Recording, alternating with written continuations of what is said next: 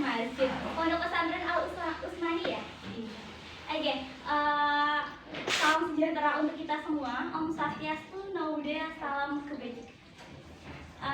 Adik-adik, kakak sebelumnya mau mengucapkan terima kasih banyak atas ketersediaan adik-adik berkumpul di sini untuk ya berkegiatan bersama sambil bersilaturahmi seperti itu nih. Oke, kata pepatah tak kenal maka tak sayang. Jadi, ayo kita kenalan dulu. Siapa tahu di sini diajak jalan atau di follow Instagramnya gitu. Oke, perkenalkan nama kakak Kak Wastiana. Adik-adik di sini bisa panggil kakak Kak Tia aja. Kakak itu dari program studi pendidikan bahasa dan sastra Indonesia Universitas Tidar.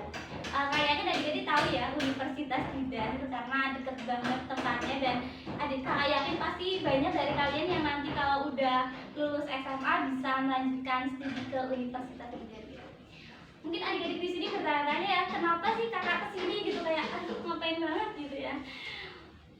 Jadi untuk melengkapi tugas akhir mata kuliah berbicara publik, di sini kakak mohon izin untuk sedikit sharing lah ilmu tentang hal yang selama ini kakak pelajari, yaitu tentang bahasa Indonesia. Kakak yakin banget deh, pasti kalian dari SD, SMP, dan sekarang MTS ini pasti udah belajar bahasa Indonesia ya. Pasti mata pelajaran bahasa Indonesia itu ada setiap kelas, setiap semester gitu ya. Oke, tapi kadang-kadang kita tuh udah lama belajar sesuatu, tapi tuh masih aja kadang belum benar-benar memahami bidang tersebut gitu. Kayak misalnya kita udah belajar bahasa Indonesia tuh lama banget, tapi kayak sejarah bahasa Indonesia kita kira-kira udah pada paham bener atau belum gitu. Kakak yakin nggak semuanya gitu ya. Jadi sore hari ini kakak tuh pengen berbagi lah tentang bahasa Indonesia, gimana bahasa Indonesia itu lahir, terus gimana penggunaan bahasa Indonesia saat ini, dan gimana sih upaya kita untuk mempertahankan eksistensi bahasa Indonesia ya. Karena di sini kakak sebagai mahasiswa pendidikan bahasa dan sastra Indonesia, tentunya ya pengen lah berbagi ilmu tentang bidang yang insya Allah dan pengen banget jadi keahlian bidang kakak seperti itu. Oke, jadi kita mulai tentang sejarah bahasa Indonesia. Bahasa Indonesia itu lahir kapan sih? Kayak misal kita tanya ke orang-orang, pasti kakak yakin sangat sedikit yang tahu sebenarnya bahasa Indonesia itu lahir kapan. Bahasa Indonesia itu lahir pada tanggal 28 Oktober 1928. Kalau tanggalnya kakak yakin pasti ada yang di sini tahu, yaitu tanggal apa? Hari Sumpah Pemuda ya, karena itu kan libur nasional, jadi kakak yakin adik-adik di sini semuanya tahu. Tapi kenapa bahasa Indonesia itu lahir pada tanggal 28 Oktober atau jadi bertepatan dengan peristiwa Sumpah Pemuda itu? Ya, karena memang bahasa Indonesia itu lahir ketika Sumpah Pemuda. Jadi pada tanggal 28 Oktober itu para pemuda dari berbagai penjuru Indonesia itu berkumpul pada satu tempat untuk mengikrarkan sumpah yang salah satunya berbunyi, kami putra dan putri bangsa Indonesia menjunjung bahasa persatuan bahasa Indonesia. Dan pada peristiwa itulah kemudian dijadikan waktu di mana atau waktu resminya bahasa Indonesia itu lahir. Kalau berbicara sejak kapan bahasa Indonesia itu ada, mungkin jauh sebelum itu sudah ada, tetapi penggunaannya apakah sudah disebut dengan bahasa Indonesia? Nah, itu yang masih menjadi objek untuk kita bisa pelajari lebih dalam. Nah, berbicara mengenai bahasa Indonesia, sama seperti kemerdekaan Indonesia, penggunaan bahasa Indonesia ini juga banyak perjuangannya teman-teman. Jadi tidak serta-merta bahasa Indonesia itu ada lantas kita semua langsung mahir menggunakannya terus lancar gitu, tentu saja tidak ya. Pada masa dulu sebelum masyarakat ini familiar dengan bahasa Indonesia, masyarakat Indonesia itu cenderung menggunakan bahasa Melayu. Bahasanya Upin Ipin gampangannya gitu ya, yang macam mana lah tuh, apa tuh gitu ya. Jadi pelafalan itu bukan dulu pelafalan bahasa Indonesia. Walaupun bahasa Malaysia ini merupakan cikal bakal dari bahasa Indonesia, tetapi bahasa Melayu ini berbeda dengan bahasa Indonesia.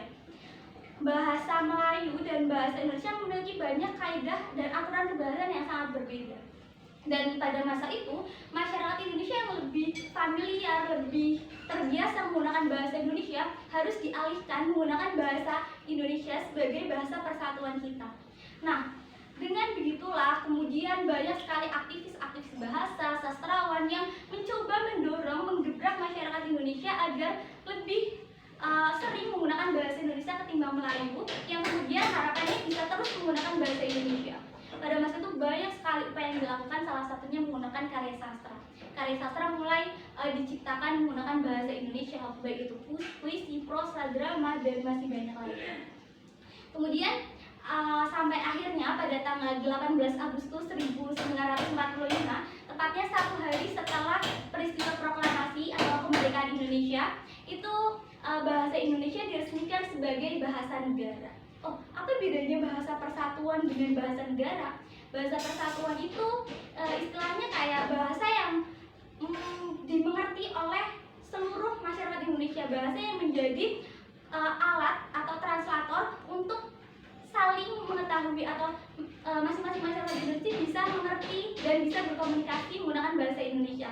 Tetapi kalau bahasa negara itu istilahnya kayak formalitasnya Indonesia, identitasnya negara Indonesia, ideologinya negara Indonesia. Seperti itu teman-teman. Nah, kemudian yang menjadi pertanyaan selanjutnya adalah sudah sejauh itu atau sudah selama itu bahasa Indonesia ada? Sudah ratusan tahun, puluhan tahun ya, nggak sampai ratusan. Sudah puluhan tahun hingga saat ini bahasa Indonesia itu sudah ada. Tetapi kita sebagai masyarakat Indonesia, apakah sudah benar-benar memahami dan mengerti tentang bahasa Indonesia itu sendiri? Nah, kadang inilah yang perlu kita pertanyakan kepada diri kita sendiri. Kalau menggunakan bahasa Indonesia, saya yakin teman-teman sudah mahir gitu. Semuanya bisa menggunakan bahasa Indonesia, semuanya bisa mengerti dengan bahasa Indonesia. Tetapi apakah kita sudah benar-benar memahaminya? Nah, itu lagi-lagi itu yang perlu kita pertanyakan. Bahasa Indonesia yang baik dan benar itu yang seperti apa ya? Istilah bahasa Indonesia yang baik dan benar kayaknya teman-teman sudah sangat muak mendengarnya. Karena saya sebagai mahasiswa PBSI lagi-lagi mendengarkan bahasa Indonesia itu harus yang baik dan yang benar gitu. Tapi yang baik itu yang seperti apa? Yang benar yang seperti apa? Karena bahasa Indonesia sudah lama sekali di Indonesia dan sudah bergerak secara sangat dinamis, maka penggunaan atau definisi dari baik dan benar ini juga terus bergerak dan saya akan terus berubah seperti itu. Tetapi ada asumsi dasar yang bisa terus kita pertahankan, yaitu bahasa yang sesuai konteks dan sesuai dengan kaidah kebahasaan. Yang sesuai konteks itu yang seperti apa? Sesuai dengan situasi, sesuai dengan kondisi, sedang apa atau ya sedang di mana kita berbicara, dengan siapa kita sedang berbicara. Nah, variasi bahasa yang kita gunakan itulah yang harus disesuaikan. Kemudian bahasa Indonesia yang benar, bahasa Indonesia yang sesuai dengan kaidah kebahasaan. Sama seperti bahasa-bahasa lain, bahasa Inggris, bahasa Jawa, bahasa Indonesia juga diciptakan dengan proses-proses pembentukan bahasa, mulai dari leksem, kata, frasa, klausa, kalimat, wacana, semua itu ada aturannya teman-teman. Mungkin akan terlalu jauh jika kakak harus membicarakan tentang morfologi, sintaksis, seperti itu akan terlalu jauh gitu ya teman-teman. Tapi yang perlu teman-teman pahami di sini adalah tentang penggunaan dasar dari bahasa Indonesia itu sendiri. Jadi pada intinya kita menggunakan bahasa Indonesia itu ada aturannya, ada konteksnya. Harus kita sesuaikan kita sedang berbicara dengan siapa. Misalnya kita sedang berbicara dengan bapak ibu guru atau kita sedang berbicara seperti ini, berada dalam situasi-situasi formal, maka bahasa yang kita gunakan juga harus formal gitu. Istilahnya tuh bahasa yang baku seperti itu. Tapi berbeda lagi ketika kita sedang mengobrol dengan bapak ibu di rumah, dengan adik, dengan teman-teman, maka ragam bahasa yang kita gunakan akan lebih santai dan rileks. Tetapi bahasa Indonesia sebenarnya jauh lebih itu. Tapi seperti yang sudah saya ucapkan tadi, rasanya terlalu jauh jika kita harus membicarakan aturan kebahasaan yang kami sendiri sebagai mahasiswa PBSI pun tidak ada selesainya untuk belajar.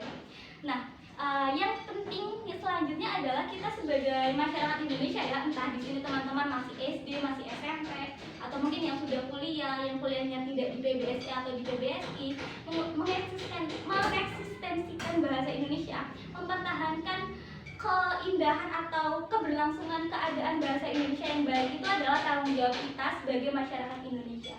Jadi saya sangat berharap teman-teman di sini bisa semangat lagi belajar bahasa Indonesia. Mungkin nanti kalau sudah pada lulus SMA bisa tertarik buat masuk ke program studi bahasa Indonesia untuk mempelajari bahasa Indonesia lebih dalam lagi, baik itu di ilmu murni ataupun ilmu pendidikan.